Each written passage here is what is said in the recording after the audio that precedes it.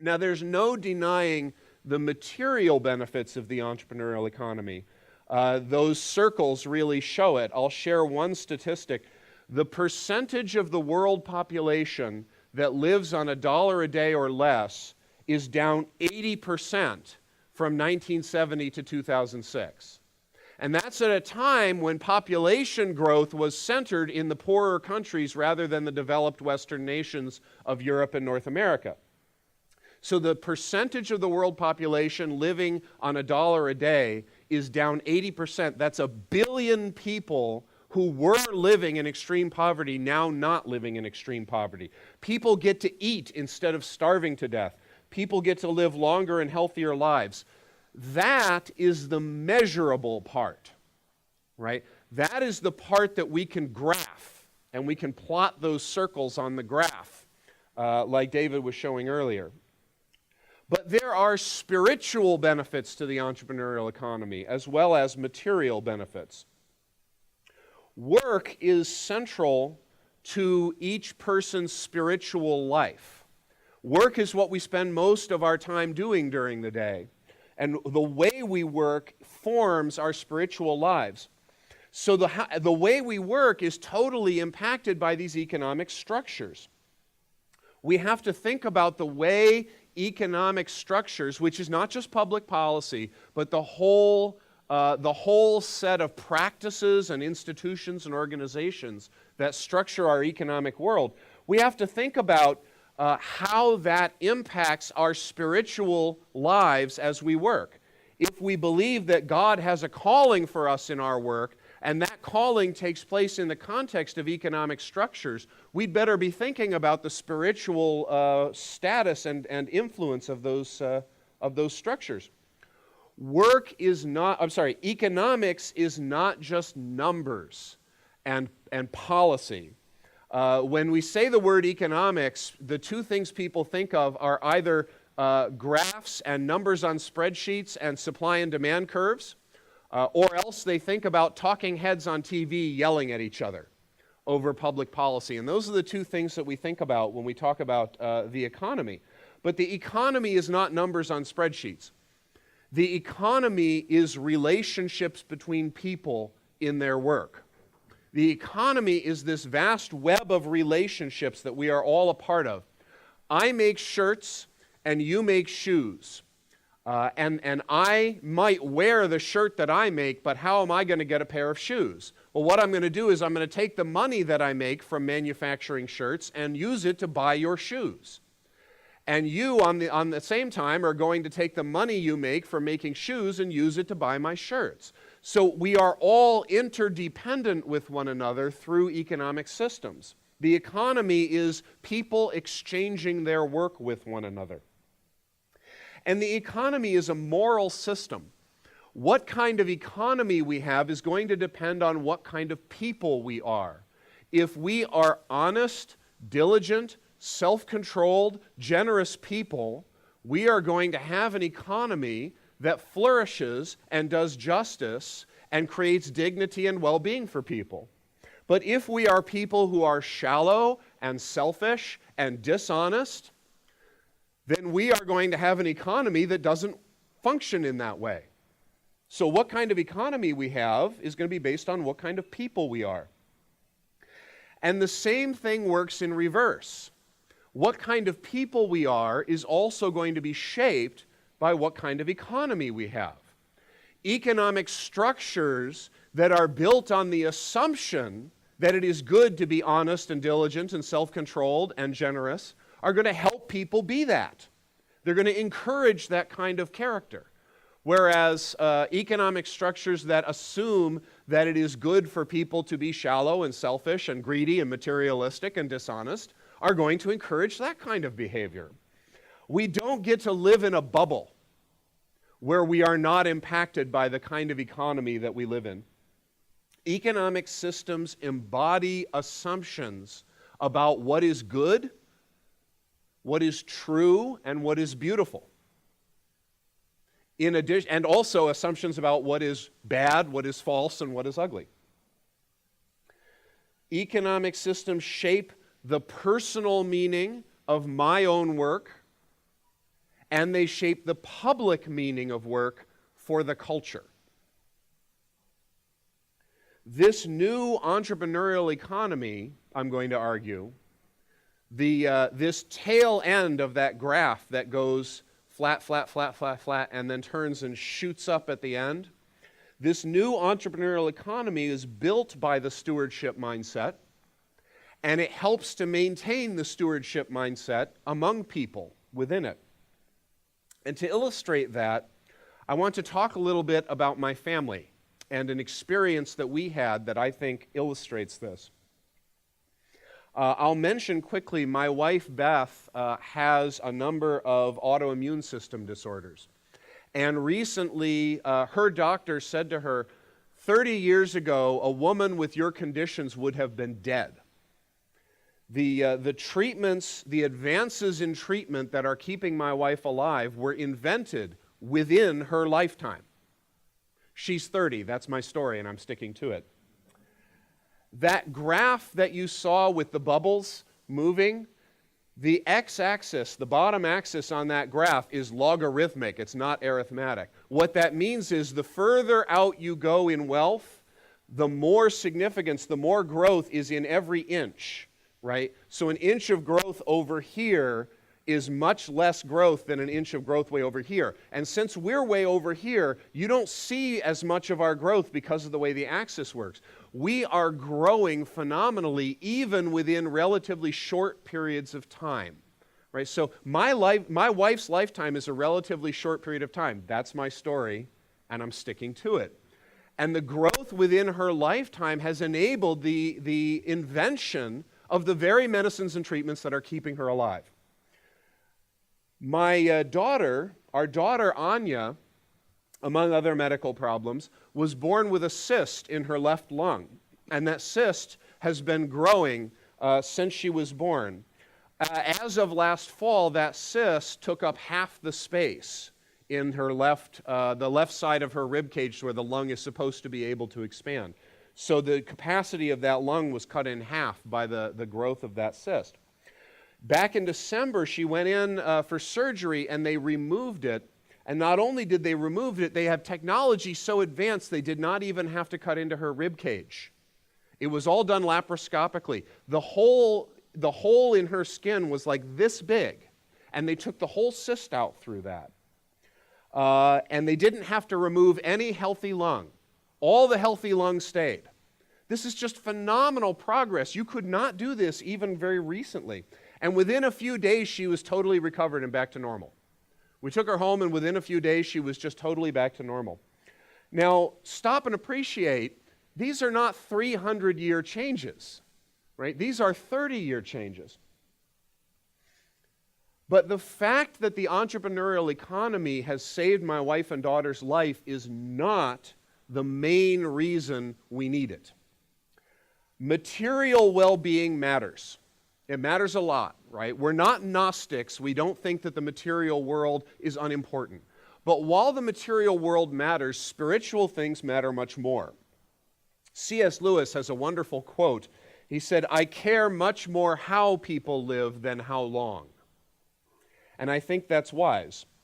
So I love the entrepreneurial economy for saving my wife and daughter's lives, but I love it much more because of the kind of lives that it enables them to live while they're still here. And I would not say that the entrepreneurial economy is essential to the task of the church simply because it saves lives. I do believe that it is important to the task of the church because it is the necessary cultural context for us to fully live as stewards of God's world. Here's what happened to us that illustrates that. When my daughter went into surgery, we went into the pre-op room, right before she goes in. And they handed me a piece of paper. And that piece of paper basically said, we're going to take your daughter and we're going to do whatever we want and you're going to accept it. And you're not going to sue us for anything that we do in there. Now, that's not literally the words that it said, but if you read between the lines, that's pretty much what the piece of paper says. Now, believe me, I read that piece of paper more carefully than I have ever read any document in the history of my life. And I signed it, and I did not hesitate to sign it. I felt no doubt, no hesitation signing it. And after I signed it, I stopped and I said to myself, what did I just do? I just signed a piece of paper giving strangers permission to do whatever they want to my daughter. That's actually a very strange thing, isn't it? Is that a natural act for a human being, for a father, to hand over your loved one to strangers, people you don't know, you haven't met before today, and we had met the surgeon before that day, but most of the other people we hadn't, and who we're not going to see again, and give them permission to do whatever they want? Why do I feel no doubt about that? Well, it's not because I trust in malpractice law. Yes, hypothetically, if they did something wrong, I could sue them for malpractice, but we all know the reality is that the court systems are not infallible in their application of malpractice law. And in fact, hospitals are very good at arranging things so that you don't have much of an opportunity to document malpractice. So it's not because I trust the courts, as important as courts are, it's not because I think the courts are my primary means of protection. It's because I trust the medical staff to have a stewardship mindset. And in fact, in that pre-op room, I met virtually everyone who worked on my daughter that morning. I met all the doctors, I met the anesthesiologists. I had met so many people, I felt like I was going to meet the janitors. It was that person after person after person was introduced to me by name. I shook their hands. We talked about what was going to happen. And I saw that these people cared about treating my daughter right. I saw that these people were not motivated by a profit for the hospital. Right? This is why I get irritated when some of my friends talk about the profit motive, right? The profit motive is not what gets those people to treat my daughter right. It's not that they want to treat us right in order to get a profit. They want to make a profit so that the hospital can stay open so they can treat people right. Do you see what I'm saying here? Profit is good and important, but it is not the motivator. It's not the ultimate end. They don't want to treat us right so they can make a profit. They want to make a profit so they can treat us right. Every one of the people that I met clearly wanted to do things exactly right for my daughter and to prioritize her health. There is a stewardship mindset in the culture. There is a stewardship mindset buried in our culture that says, I'm responsible. I'm responsible to do my job right. And I was trusting my daughter's life to that spirit of stewardship, that stewardship mindset. And as I sat there in the waiting room, you can imagine that I was looking for things to think about when I was sitting in the waiting room. As I sat there in the waiting room, I began to reflect, and I realized, and this was not new information to me, but I appreciated it afresh, that we were not just trusting our daughter's life to the stewardship mindset in the hospital. We had been trusting it in the car on the way to the hospital. We trusted everyone in the assembly plant that made the car. All those people have to do their job right so that the car will work. And we trusted the other drivers on the road. And we trusted the people who made the signal lights. We trusted the people who paved the roads. We had to trust thousands of people to do their jobs just to drive our daughter to the hospital. And before the drive to the hospital, we stayed in a hotel. We trusted our daughter's life to the housekeeping staff of that hotel because God knows what bacteria or viruses have been in that room with people after people after people staying the night in that room. And the only thing that stands between my daughter and some kind of infection that could kill her on the operating table is the stewardship of the housekeeping staff in that hotel. We have been trusting my daughter's life to strangers in the hotel. We trust our lives to strangers when she eats. Every time she eats, we're trusting her life to thousands of people who delivered that food. When she puts on clothes, we're trusting the people who made the clothes. When she rides the school bus to school, when we go to the store, when we go to church. In the modern entrepreneurial economy, all of us are trusting our lives to strangers every moment of every day.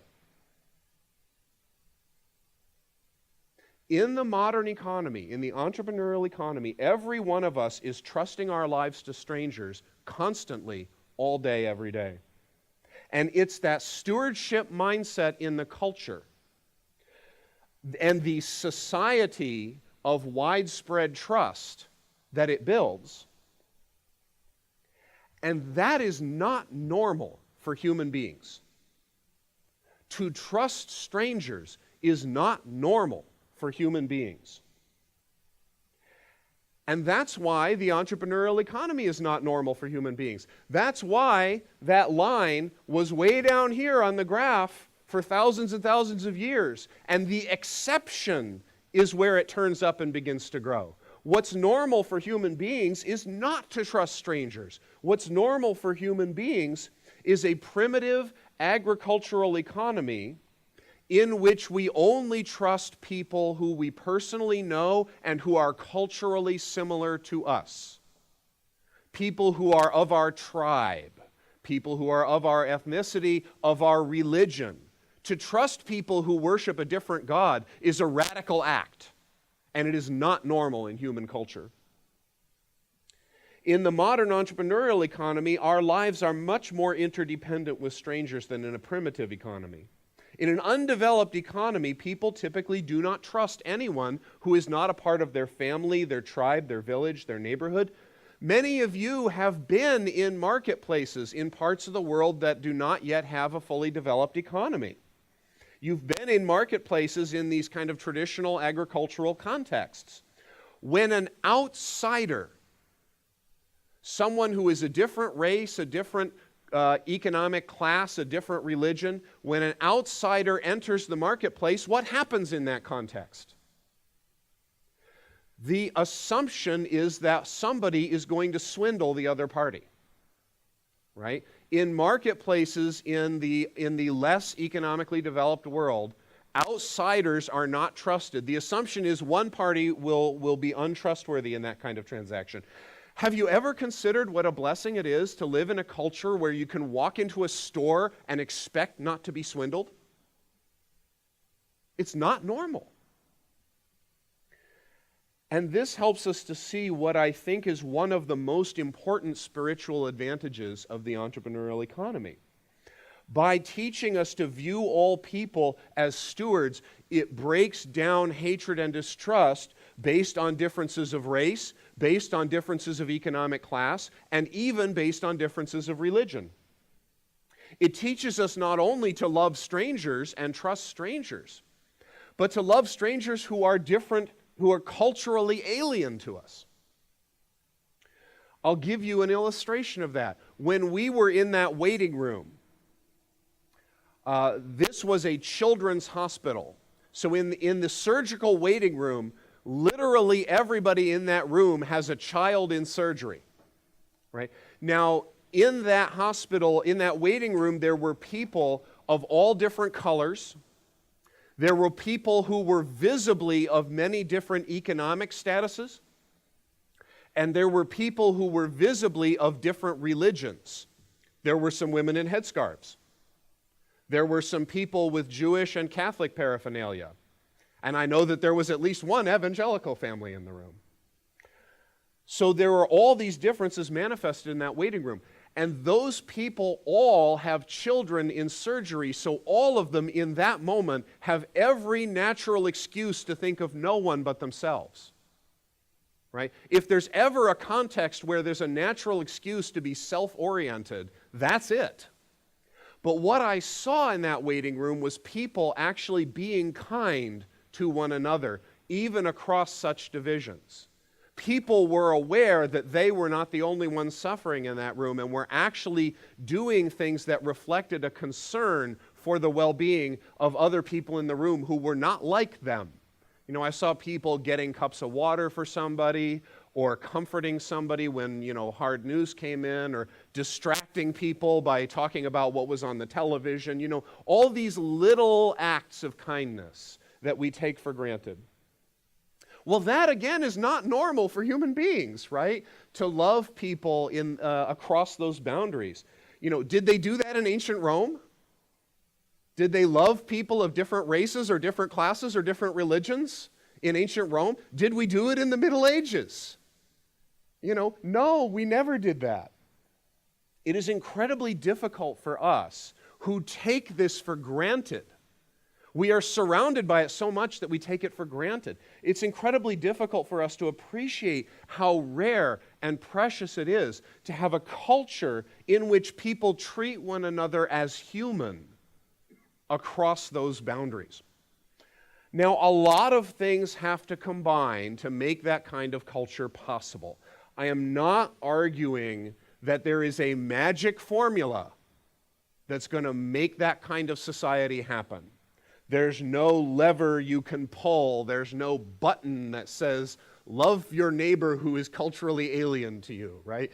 There's no magic formula. But having an entrepreneurial economy, having an economy that assumes people are stewards who work hard and support themselves and serve other people through their work, that kind of economic structure is a critical part of the picture. What I want to argue is that the stewardship mindset that I saw in the pre-op room where I signed that permission form is an essential condition for encouraging that love of alien strangers that I saw in the waiting room. This stewardship mindset treats us to view other human beings as fellow stewards, right? I'm a steward, you are a steward. It places us in that common humanity we have as creatures made for stewardship. And that stewardship is essential to the image of God in humanity. This is something Tom was exegeting for us out of the early chapters of Genesis, and you can find this in other places as well. The stewardship that we were made for through our work and through economic exchange is essential to the image of God in humanity. What this means is when we live with a stewardship mindset, we are embedding the image of God, the assumption that human beings are made in the image of God. We are embedding that assumption into the practices of daily life. We are weaving it into the fabric of our lives without even realizing that that's what we're doing. When you live your life on the assumption that you are a steward, you are weaving into your life the assumption that human beings are made in the image of God. And the result of that is that unbelievers who have never heard of the image of God and would not know what it was if you began to talk to them about it, learn to treat people as if they were made in the image of God because those cultural structures have placed that into their lives. They live in a culture with a stewardship mindset. The waiting room where people recognize dignity and love each other across those cultural boundaries is not normal in human history, in large part because that pre-op room where you trust strangers to be stewards is not normal in human history. What's normal in human culture and what was universally practiced before the rise of Christianity is a dualism that separates work from spiritual and moral things. The normal human attitude before the influence of Christianity becomes operative is to say work is over here in one silo and moral and spiritual things are over here in another silo, and they're separate. They don't interact. Work is not a moral and spiritual activity. Work cannot make you a better person. This is the essential falsehood upon which cultures and economic structures are built, except where Christianity has had some kind of influence. Aristotle captures this dualistic mindset perfectly when he says people who work for a living are not fully human. That's not my words that I'm putting in his mouth. He says those words. People who work are not fully human. And he does not only mean slaves. It's not just slaves. I mean, obviously Aristotle has a theory of slavery and that's reprehensible. But even free people, if they must work in order to, put their food on the table, they're not fully human. Only the leisure class, which gets its food from the working class. The workers bring the food to the leisure class, those elites.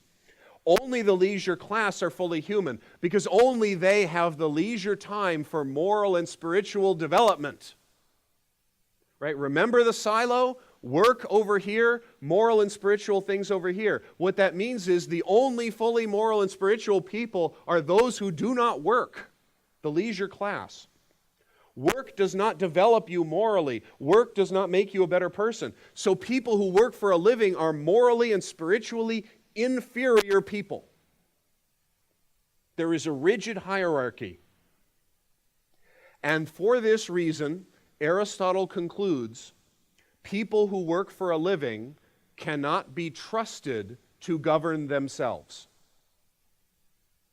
People who work for a living, even in a democratic system, people who work for a living should not be citizens. They should not have a vote. They should not participate in the making of public policy because they can't be trusted.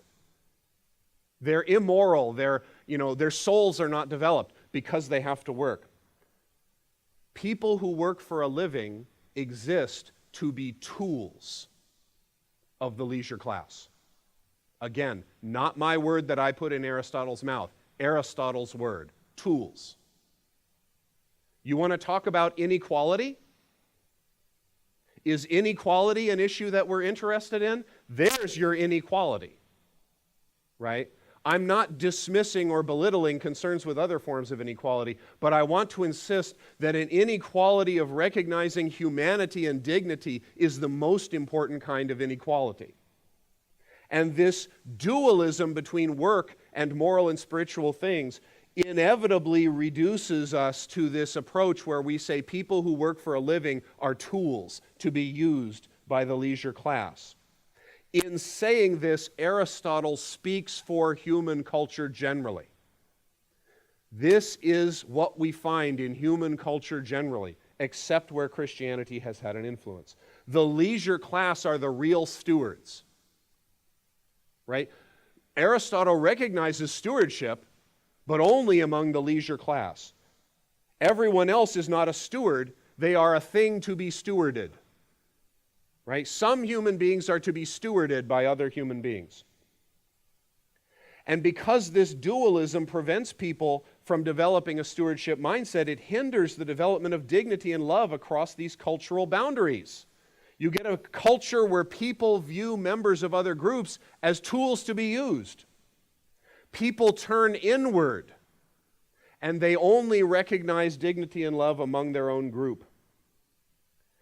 Now, I hope it goes without saying that this dualism that separates work from spirituality and dehumanizes people who work is absolutely pagan and unbiblical. It is a fundamentally anti-God mindset.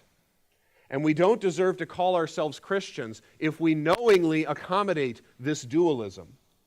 And that's why getting vocation into our local churches, everything that Tom was talking about this morning, getting this idea that people are called to work and serve and glorify God, getting that into our local churches is so essential.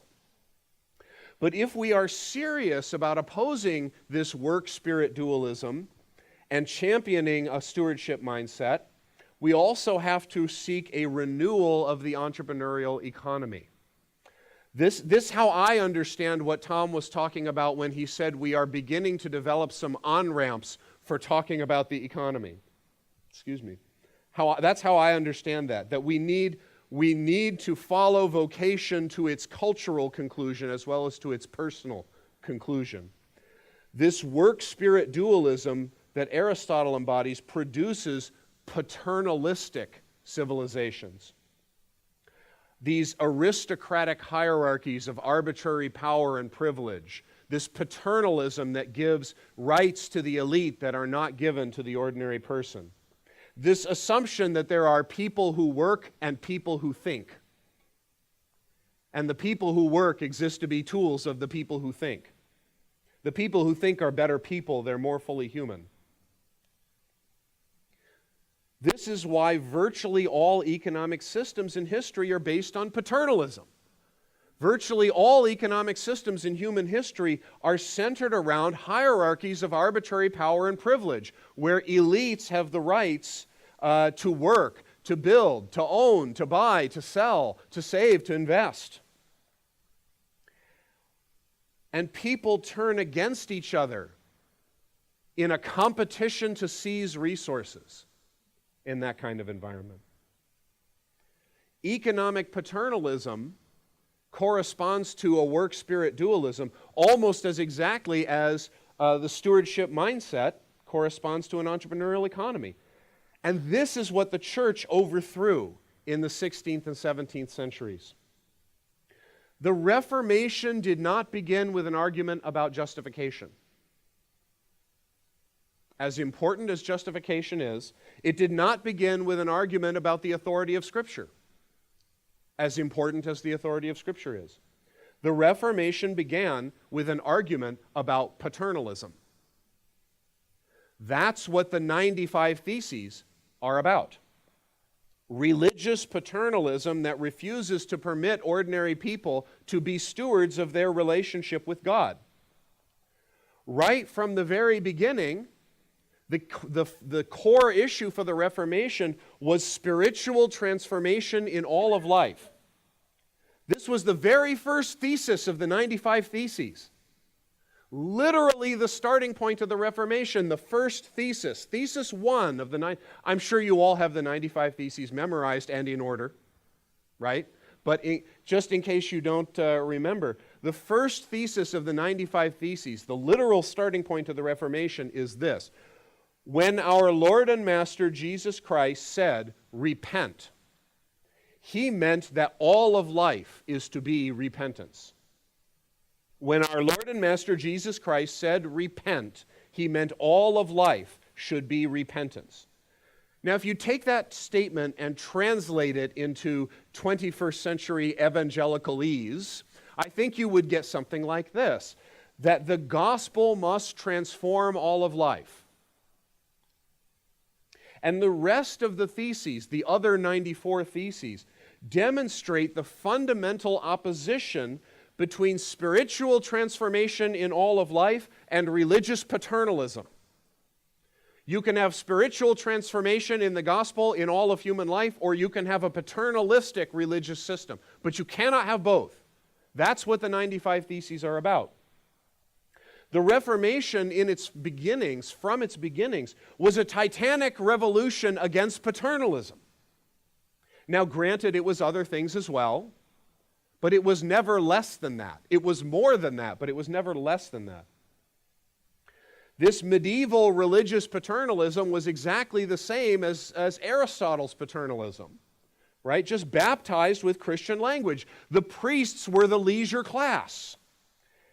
And they were spiritually superior because they did ministry instead of working. The indulgence system embodies this, right? You do economic work, which makes money but is unspiritual.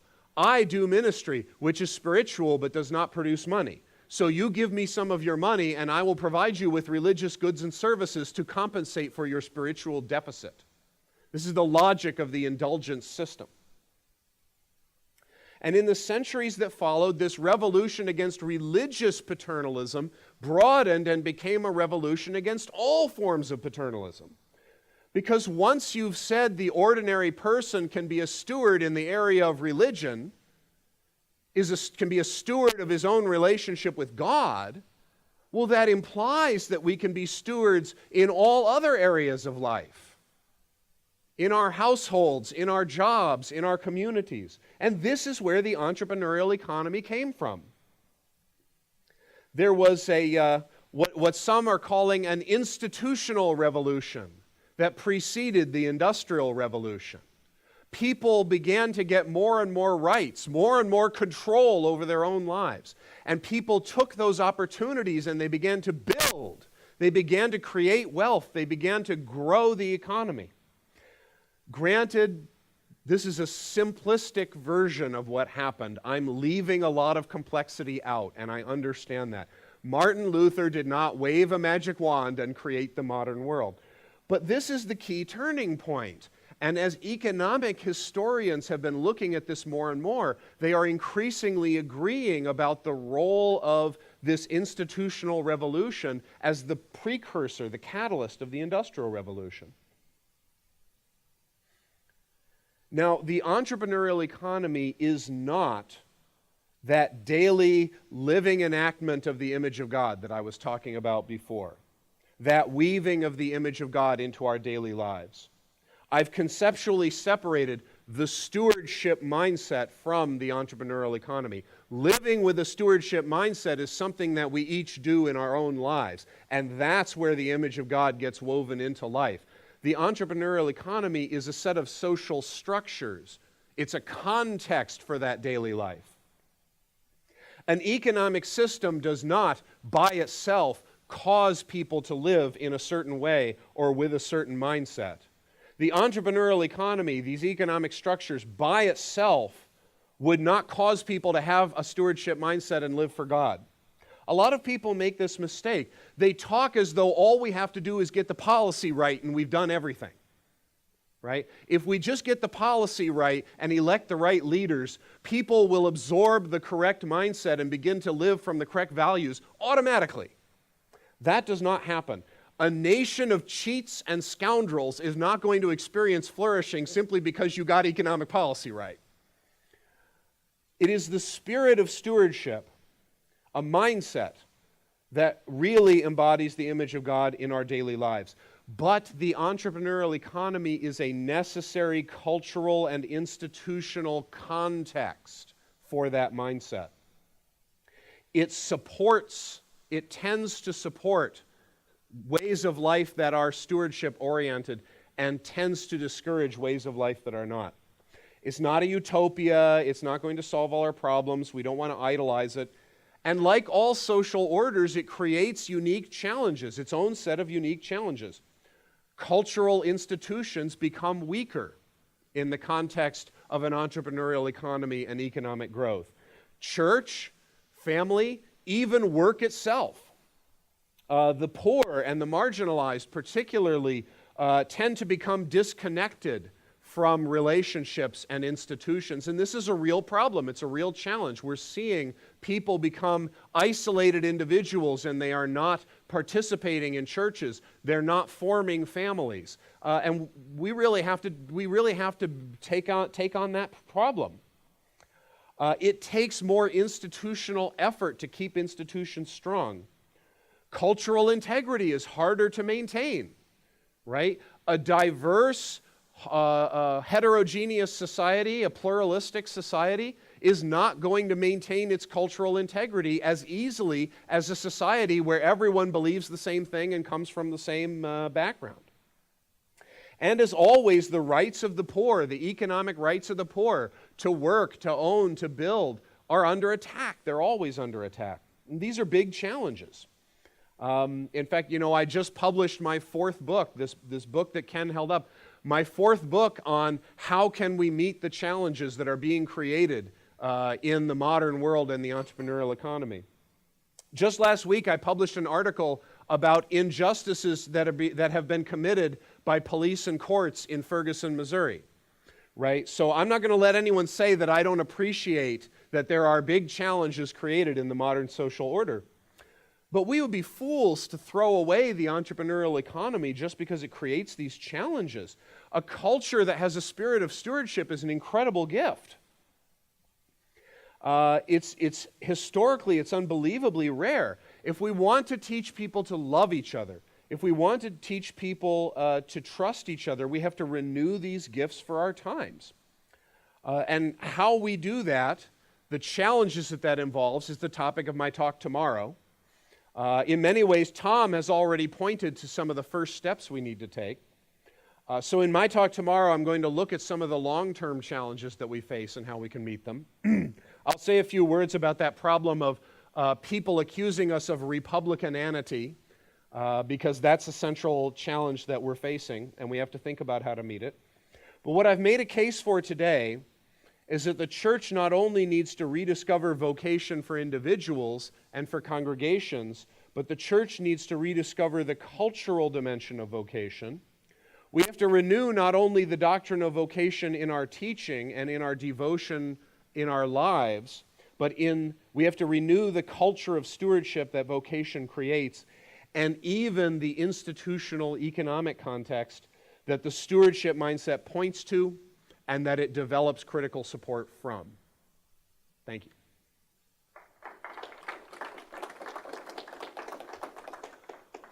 All right. Questions, discussion, rotten vegetables? Yeah. I really appreciate you talking about how trust is not a normal situation.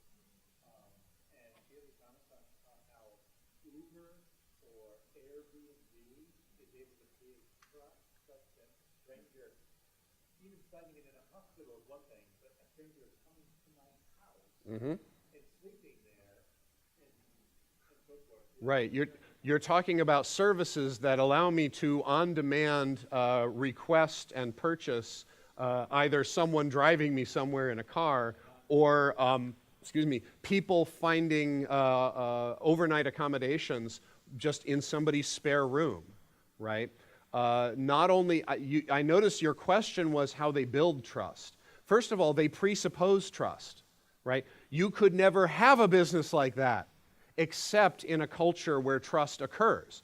But by assuming trust and acting on the assumption of trust, we then generate trust, right? The more people act out of trust, the more they will then trust others, and it's an old story. Virtue is self-reinforcing and vice is self-reinforcing. And that's why I think in the New Testament, one of the really interesting virtues is philoxenos, which unfortunately is translated hospitality. And I say unfortunately, I'm not a linguist, but what I do know is that today the word hospitality means I invite somebody who I already know, into my home or something like that. Philoxenos means to love a stranger, right? So I think we need, wherever in your New Testament, wherever it says hospitality, substitute love for strangers. Right? That will radically challenge your thinking about hospitality. Yeah. Thanks very much. I never thought about it that the lens of stewardship. Interesting way to gather all that was going on together into one plan. I like the way you focus back on work of the economic historian. Failure of paternalism as an inadequate engine for economic prosperity. I think Rodney Stark kind of points out how his first effort in Europe failed simply because it reverted to a form of paternalism where the church controlled the economy. Basically, it drove it into the ground. And it wasn't until after the people then decided they were no longer weren't interested in being taken care of anymore. That resulted in Yeah. So, where does you say in all that the concept of stewardship arises? Were there leading thinkers in this period? Yeah. Leading up to the Industrial Revolution, just before they were happening. It's a long, slow development. I wish that there were a simple answer to that. The theologians of the High Middle Ages actually blaze some important trails here. So, for example, and Rodney Stark points to this, but you can find a lot more about it. The church had a prohibition on lending money at interest, which is kind of assumes an agricultural, non-growing economy.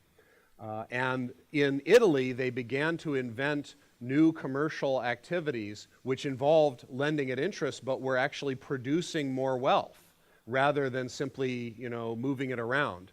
And if lending at interest were always wrong, you would expect that to be, antisocial. You would expect it to have negative impacts on the culture. The confessors, the people who are taking confession from people, people would come and confess their sin of having lent money at interest. The confessors actually wrote letters back to the home office, so to speak, and they said, help us to understand why this is wrong, because what we're seeing on the ground is it appears to be beneficial. And the people who are lending money at interest appear to be rightly motivated, right? They, they want things to go well, and things are going well, and help us understand where the sin is here, right? And it got people like Albertus Magnus and Thomas Aquinas began to think about these questions. There's actually a section of the Summa Theologica on monetary policy. This is a lost continent of Christian history, right? These questions were taken very seriously. And it's not like Thomas Aquinas had all the answers, but he made some of the important innovations, and Albertus Magnus before him. And then, I don't know if you've heard of the Salamanca school. That was another important step forward in the late Middle Ages. And then a number of Reformation figures have extended consideration of economic questions under the heading of moral philosophy. Baxter does. David mentioned Baxter earlier, and a number of the Puritans do this. The Reformed scholastics do this. Wesley himself is actually has a very good economic framework. I love earn all you can, save all you can, give all you can. That's a great summary of a Christian approach to economics. Wesley, it's interesting if you look up Wesley's sermons under the heading of give all you can, before donating to charity. So he lists things in order of priority. He said, first do this, then do this, then do this. So he prioritizes. Way before giving to charity was, if you have a business, reinvest the profits in the business. Right? So putting money into profit-making business was a part of give all you can. Right? He did not conceptualize business investment as separate from charitable giving. If it's an honest business that's doing good work, then you want to, instead of taking that money home in salary, you should reinvest the profits in the business, and that's a form of generosity. There's a profundity to that. That's actually quite an insight. So I just think that we need a fundamental rethinking of the Industrial Revolution. Some of the things that are being uncovered by historians about the role of the Wesleyan movement in encouraging the Industrial Revolution are a challenge to our assumption that Wesley was only about opposing child labor, right? Unfortunately, our mindset is that the Industrial Revolution is child labor and unsanitary factories, and that's all there is to it, right? So if the Wesleys are campaigning against child labor, then they're against the Industrial Revolution. No, actually, they're against child labor, but they're for factories. They're actually very much for factories, much more than the Anglican Church. Right?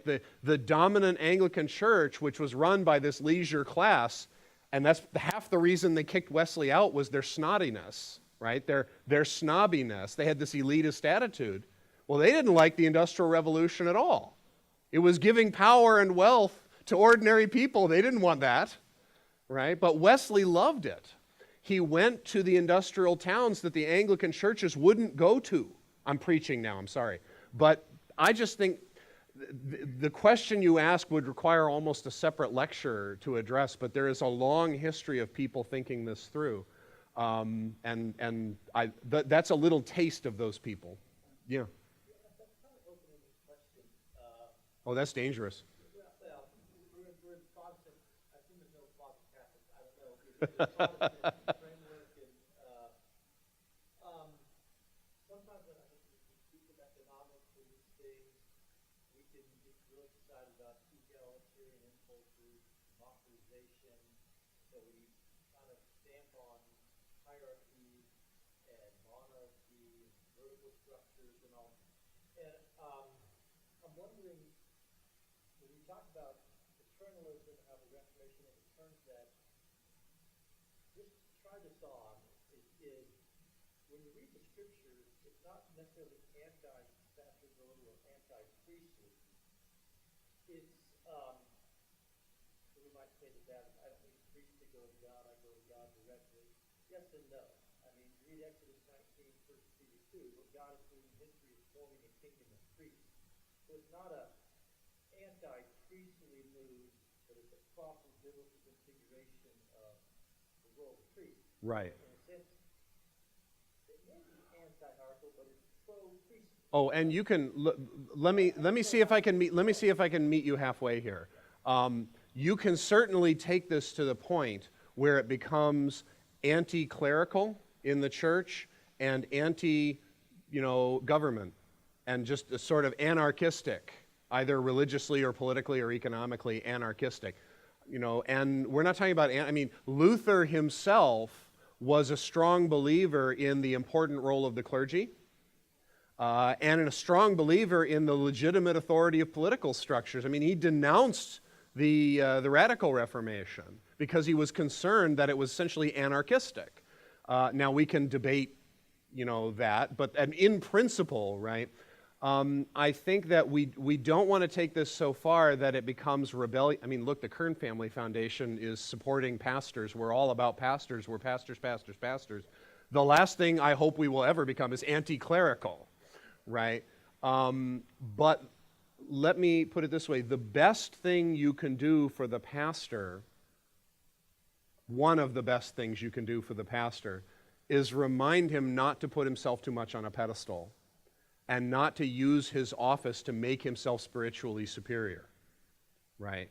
That's not only good for lay people, it's good for pastors.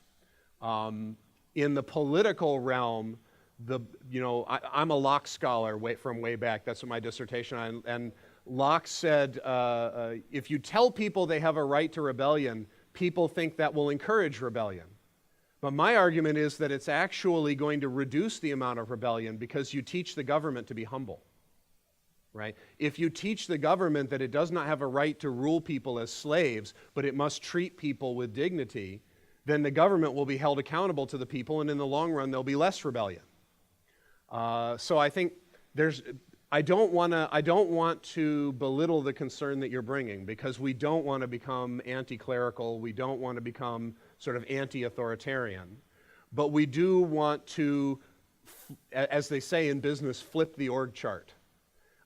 You'll see in business, instead of having the CEO at the top of the org chart and the customer, the people who serve the customer at the bottom, you want to flip the org chart. The people who directly serve the customer are the most important people in the business, right?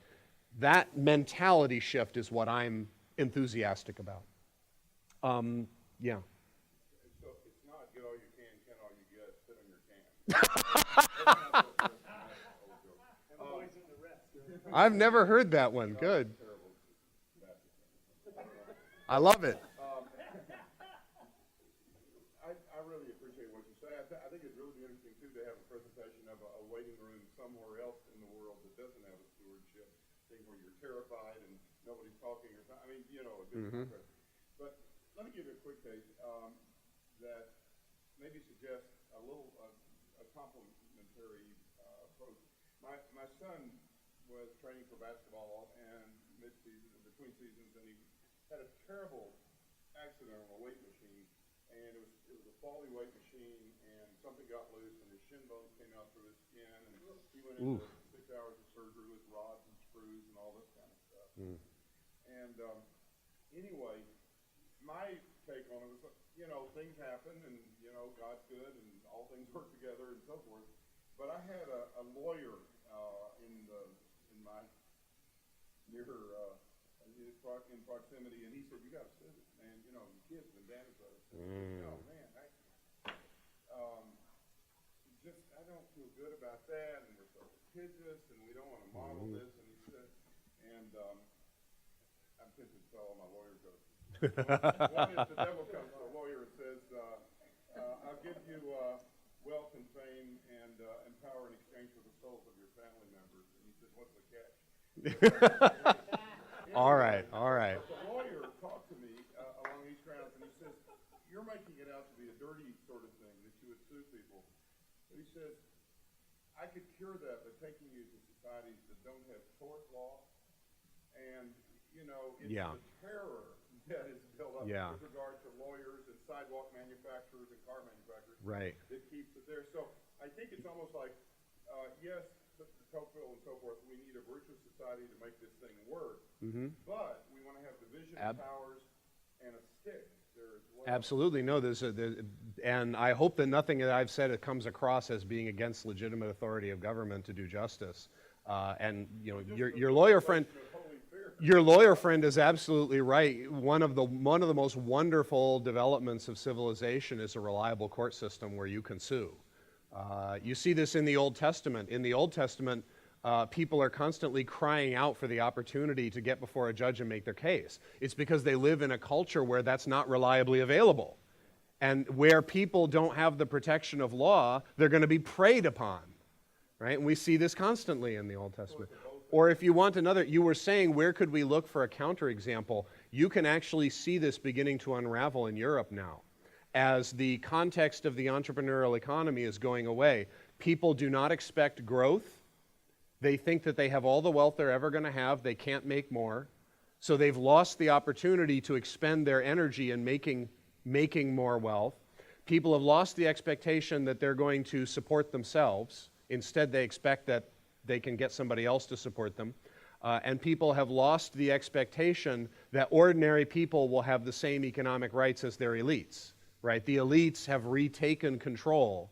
And ordinary people do not have power over their own world anymore. And the result is people are turning inward. They are returning to tribal loyalties, and they're turning on each other. You see nationalistic and even semi-fascist parties winning elections in Europe more and more. It's because they've lost their economic hope, right? So where do you go if you don't think the economy's ever going to grow again? You go to your blood, because you can trust them when you can't trust anybody else. These tribal loyalties are reemerging, and injustice is beginning to result.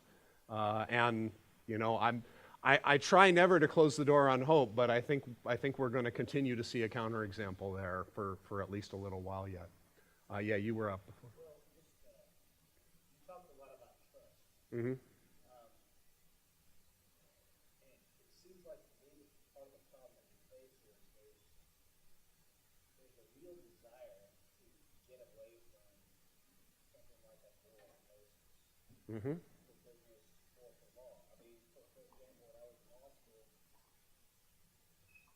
Some faculty, and there are whole schools like this, that would say, let's stop talking about right or wrong.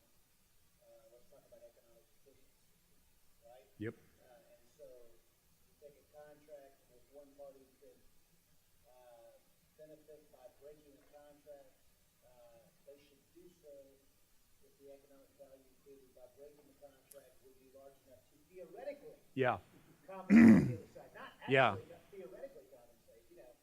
And the thing that strikes me is that I think if we go in that direction, we will not be able to operate on trust. That's right. You know, I mean, if you don't have trust, something has to replace it. Usually that's rules. Mm-hmm. And what happens next, what happens next after we go from trust to rules is the rules are expressed in terms that used to make sense when they had a moral context, but the terminology that the rules are expressed in begins to lose its content in an environment where there is no shared moral understanding. And what replaces rules then is brute power. So the rules, the transition from trust to rules is only a way station, right? You go all the way back to the kind of rule of raw power by the elites who have the ability to do that. But no, that's absolutely right. And the predominant way of teaching ethics, because we no longer have a consensus about why we should be ethical, right? We may all agree that you shouldn't steal, but we don't have a consensus about meta-ethics. Why should you be ethical? So the predominant way to teach ethics is to familiarize people with about 5 or 6 different, meta-ethics. And it's like a cafeteria. Know which one you believe and just be faithful to that. But of course, if these are presented to people as kind of arbitrary choices, then the fundamental ethic has already been lost. We've taught people you are a radically autonomous godling who stands above moralities and chooses which one suits your taste. Well, it doesn't matter what ethics you teach from that point, right? You've already lost the battle for ethical formation. at that point. Now, I don't pretend to have a magical answer for how can we effectively return ethics training in a pluralistic context. I think this is one of the big questions that people are going to be wrestling with. But that is the question. So thank you for pointing that out. Yeah.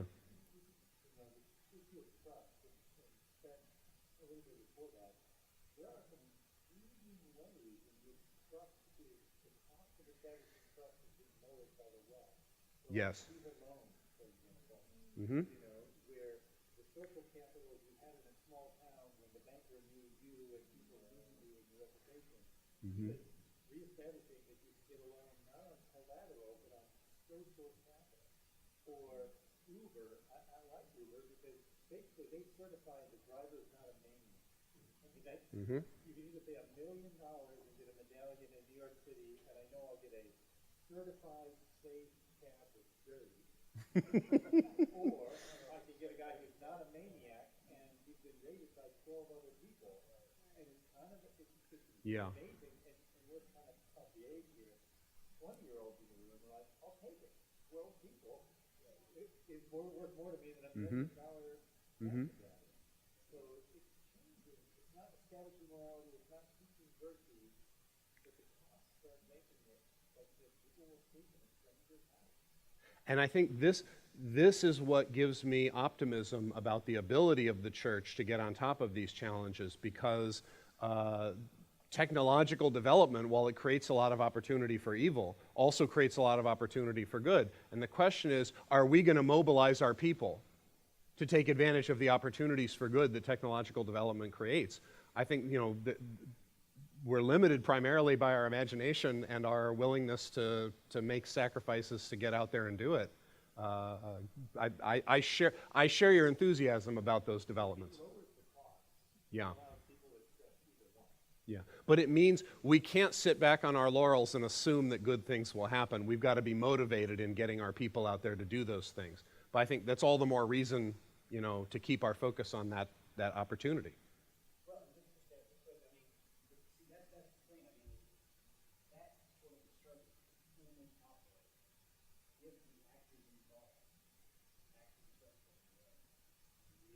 Yeah. Yeah. They're self-interested or greedy. That's right. They end up doing the same thing. If you don't have that bad actor, so you find that within that interest, so you take advantage, then it's not fun. You know what I'm saying? I mean, this relationship and virtue is different. You're at the rating that they'll never let you drive it down. So every customer is important. If you're greedy, every customer is important. And if you love serving people, every customer is important. I mean, you're saying you think it's kind of automatic for all the It's a different way of exercising force in order to maintain some level of mutual benefit. In this case, it's basically the force of the mob rather than the force of the elite. 12 people are certifying their person is trustworthy. That's not basically creating a virtuous system. Basically creating a system that lacks an ability to trust, so it finds a different way to do it. I think even your model based on stewardship is basically an attempt to identify a virtuous system. And the question is, that she's raised is, how do you reinstill virtue? That's the question the philosophy is asking in her work. She recognizes that an economic system that's not based on virtuous people can't function. Yeah. I think that the idea of even grounding in stewardship, which, as you described it, isn't a self-interested effort, it's actually an interest in others, is actually a virtuous kind of mindset. And I think you're actually right. The question is, how do we reinstill that virtuous mindset in a group of people who don't have it within themselves to even seek that virtue? And I think you're right. The church is the answer to that. So how does the church reinstill that across an entire culture? Probably it starts with itself. Somehow it's got to eventually reach outside of itself and reinstill that inside the culture. The word interest is a very problematic word. And there have been, when I was in graduate school, there were a lot of interesting fights going on in social science about whether you could say that people act in self-interested way. And it turns out it depends on how you define interest. And that's it's the more you look into it, the thornier it begins to get. So I usually steer clear of using the term self-interest because it's a profoundly problematic term. You do have to love yourself in a godly way and take good care of yourself and be a good steward of yourself. On the other hand, that may or may not correspond to self-interest, depending on what you mean by that. To love yourself and take good care of yourself may in fact mean radical self-sacrifice. And on some level always involves radical self-sacrifice, right? If only in a way that's known inwardly. But death to self is necessary here. This is why, while I appreciate those who talk about how it's possible to transfer this, stewardship mindset and entrepreneurial economy to non-Christian contexts, right? There's some truth to that. Cultural structures can reproduce beyond, the limits of the religion that creates them. But ultimately, death to self is the most important element of this virtue that we're talking about. And getting death to self without the gospel, now you're talking about a real stretch. So what we're getting into here is the very profound questions of how our faith relates to cultural structures. And you can always, you can go wrong in two different directions, right? You can either take cultural structures so seriously that you neglect the unique role of God and the spiritual unseen forces, or you can kind of have contempt for culture and think that those things don't matter, right? That structures and institutions and contexts don't matter. They profoundly matter. We are made with a human nature that is cultural, right? We are profoundly caught up in this web of families and businesses and political systems and all the rest of it. So culture always matters a lot. But it will never substitute for the work of the Holy Spirit.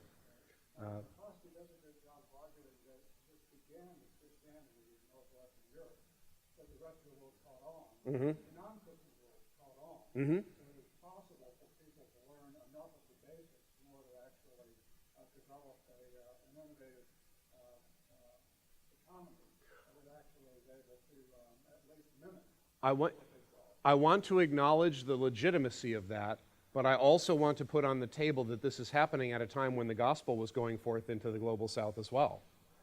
And in fact, there are people who I don't want to overclaim on this because this is a new area of research, but there are people who are tracking the correlations between the advance of the gospel in places like South America and Asia and Africa and economic development. And some of the early findings are very intriguing. I think it is at least plausible, I don't want to go any further than that, but it is at least plausible that the advance of the gospel in the global south has been an important contributing factor to the economic development of the global south in the last 2 generations. I think we need to at least keep that on the table. Now that having been said, I don't want to neglect that in fact cultural structures matter and they can have integrity even when they're taken apart from the work of the Holy Spirit. So, yeah. I would love to hear your analysis and feedback on a quote that the president made in the 2012 election cycle. He said the famous "You didn't build that." So obviously, the right reacts thinking, this is the communist. Yeah. The left says no, he's just talking about that we're all becoming the communist. Yeah, you just didn't understand what he was talking about, right? Well, and he had to come right back out and kind of clarify, he clawed that back a few days later. Yeah. It's fascinating to me. I think it's important not to attribute too much significance to anything that comes out of the mouth of a politician. And I mean that not only as a frivolous joke, but very seriously. And I don't want to belittle the high calling of political life because politics is a vocation that God honors. But we have nurtured a political class who are much more guided by focus groups and, what sounds good And we have very few people, very few professional politicians are able to think profoundly about what comes out of their mouths. And that's a tragedy. Compare that to just a couple generations ago. You know, I mean, the speeches of John F. Kennedy are breathtaking. They're really amazing. And that was not some professional speechwriter. He was a man who thought about the words that came out of his mouth. You know, Robert Kennedy had the same gift. We just don't, and here I'm not only judging Barack Obama, but Mitt Romney and the entire class. You can talk about Romney's 47% remark, which I also think reflects, a wrong attitude. But you can also then kind of claw it back and say, well, you didn't understand the point that he was really trying to get at. I wonder how much thought actually goes through these people's heads before what comes out of their mouth. I have often been tempted because, Barack Obama actually, in the process of clawing back that statement, he borrowed Arthur Brooks's language of earned success. And he said, here in America, we've always told people that you need to earn your success, right? So if you can say both of those things, I wonder what you can't say.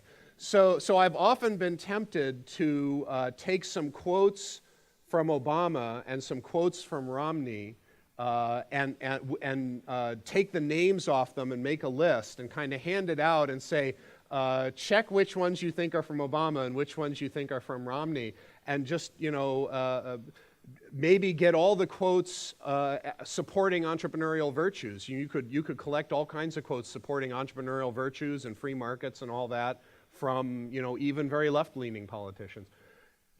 America, for 200 years, for 300 years, has been a society fundamentally committed to these core values that we're talking about. So everybody who gets ahead in American politics has to pay some tribute to them, right? They have events celebrating entrepreneurship at the Department of Commerce. There's some irony in that. But they do it, right? And they have to do it because it's sort of the historic coin of the realm. It's kind of the, it's the thing we have to acknowledge. And yet we increasingly recognize that these rituals are empty of real commitment that would produce painful sacrifice, right?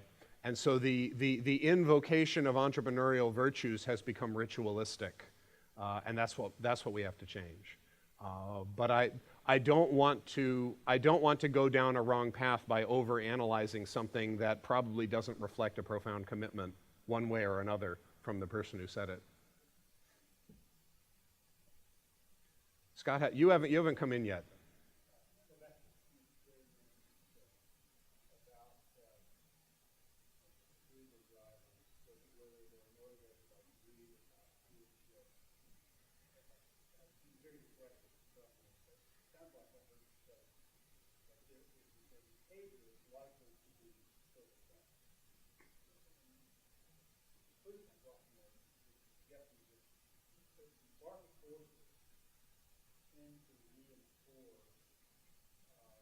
Similar type of behavior, irrespective of motive.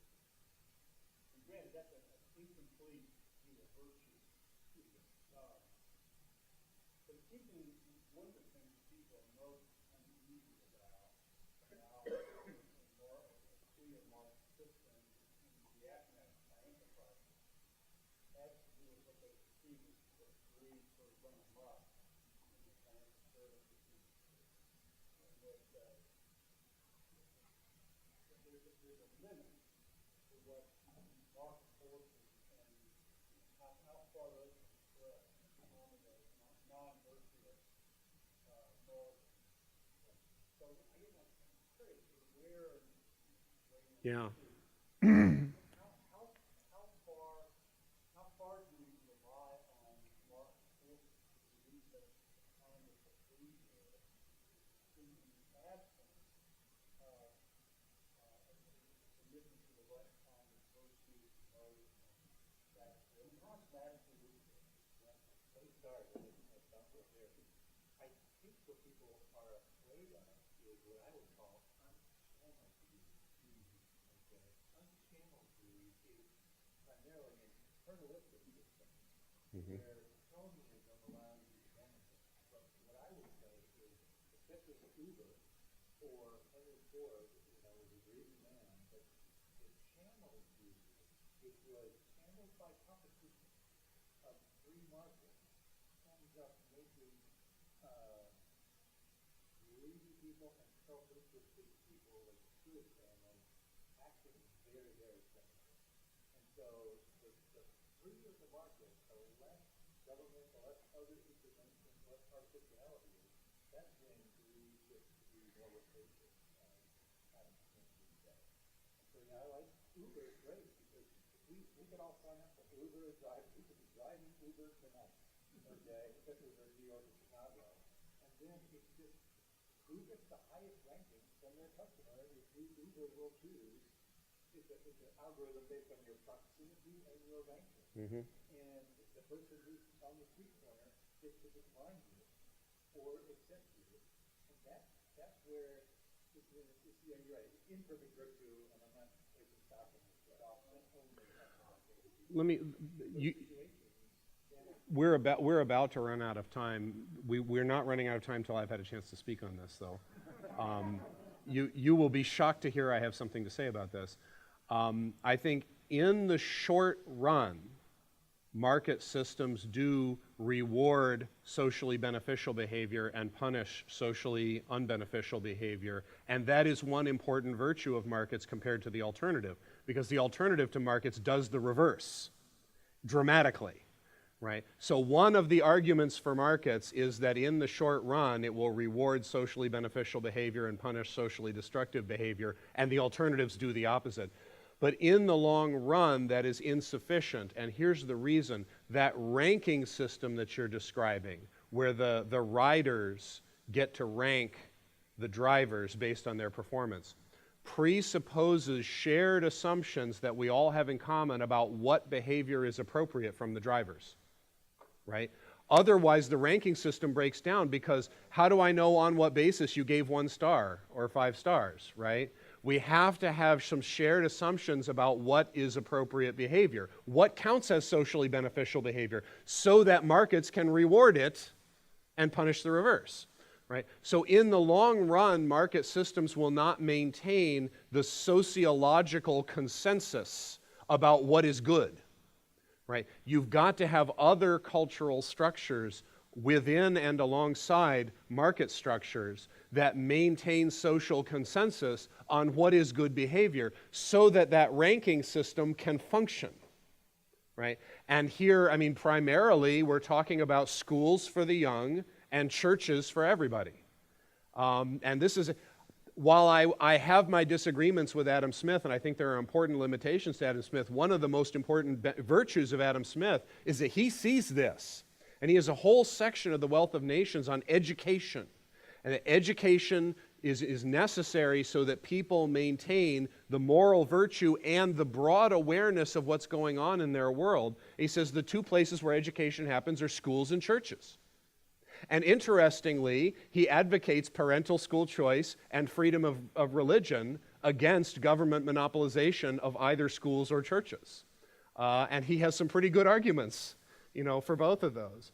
So I think that this brings us full circle back to a concern that we've heard many, many times, that the economy alone does not bear all the weight, right? In the short run, market systems are usually sufficient to restrain bad behavior, but market systems do not maintain social consensus on what is good and bad. And that's where we need schools and churches and many other kinds of institutions to do their jobs properly. Thanks.